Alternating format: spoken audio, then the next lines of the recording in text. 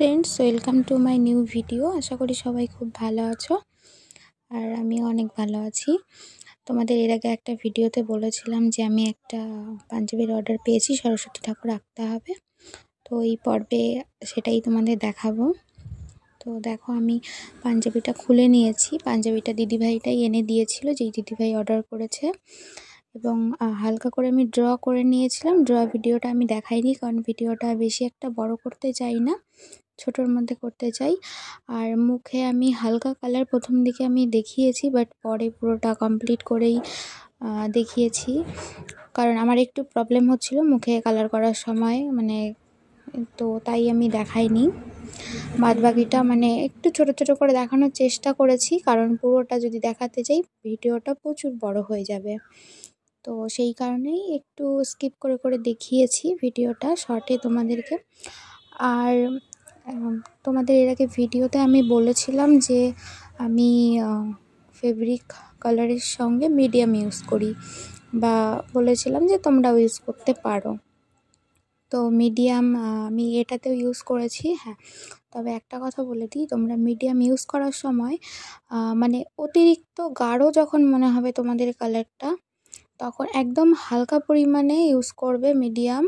যে অনেকটা ইউজ করে ফেললে, একদম পাতলা করে ফেললে ওয়াটার কালারের মতন, এরকম করলে কিন্তু হবে না। তোমার কাপড়ে যেই সাইডটা কালার করবে, অন্য সাইডেও কালারটা দেখা যাবে, এবং প্রচুর টাইম লাগবে কিন্তু শোকাতে। তো মিডিয়াম ইউজ করার সময় কিন্তু খুব বুঝে শুনে মিডিয়ামটা ইউজ করতে হবে। যেহেতু এর আগের ভিডিওতে আমি কিছুটা বলে দিয়েছিলাম, তো পুরোটা তো বলা সম্ভব হয়নি, তাই এই ভিডিওতে তোমাদের জানিয়ে দিলাম। আর হ্যাঁ দেখো, আমি আস্তে আস্তে প্রায় পুরো কাজটাই কমপ্লিট করে নিচ্ছি। দিদিভাই আমাকে বলেছিল যে তোমার ইচ্ছা মতন তুমি শুধু একটা সরস্বতী ঠাকুর এঁকে দেবে, এবং একটু ভরাট কাজটা হবে, যে একটু বড়সড় করে করতে হবে, আর কালারটা একটু ফুটবে, যে এরকম ডিপ কালার করবে একটু। তো এরকম বলে দিয়েছিল, সেই মতোই আমি কাজটা করেছি। এবার দিদিভাইয়ের তো দেখে প্রচুর পছন্দ হয়েছে। তোমাদের কেমন লেগেছে অবশ্যই তোমরা কমেন্টে জানাতে পারো। আর যদি কোনো কিছু তোমাদের জানার থাকে বা কিছু, তাহলে অবশ্যই কমেন্টে জানাতে পারো।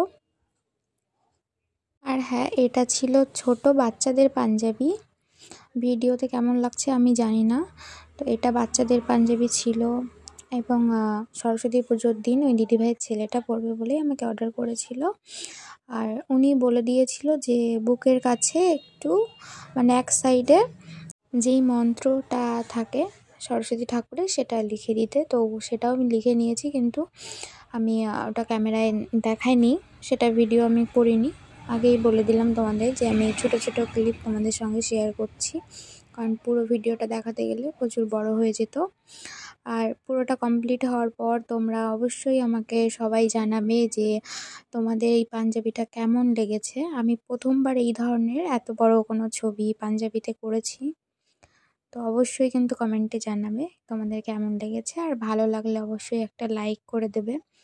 আর এই ধরনের ভিডিও বা আর্ট কলেজ সম্পর্কে কোনো কিছু জানার থাকলে, বা এমনি ড্রয়িংয়ের ভিডিও দেখার জন্য অবশ্যই আমার চ্যানেলটা সাবস্ক্রাইব করতে হবে।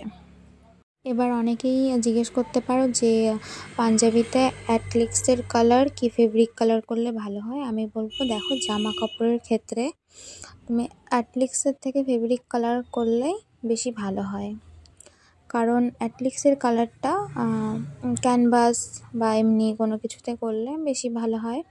কিন্তু ফেব্রিকটা আমার হিসাবে আমার বেসিক্যালি ভালো লাগে জামা কাপড়ে ইউজ করলে, মনে হয় যে এটাই একটু বেশি দিন লং লাস্টিং করবে, এরকমটা মনে হয়। অনেকেই ভাবতে পারে যে হয়তো ফেব্রিক কালার করলে কালারটা উঠে যায়, কিন্তু দেখো এরকমটা না, কারণ এর আগে ভিডিওতে আমি তোমাদের বলে দিয়েছি যে কিভাবে কালার করতে হবে, কিভাবে প্রথম থেকে স্টার্ট করতে হবে।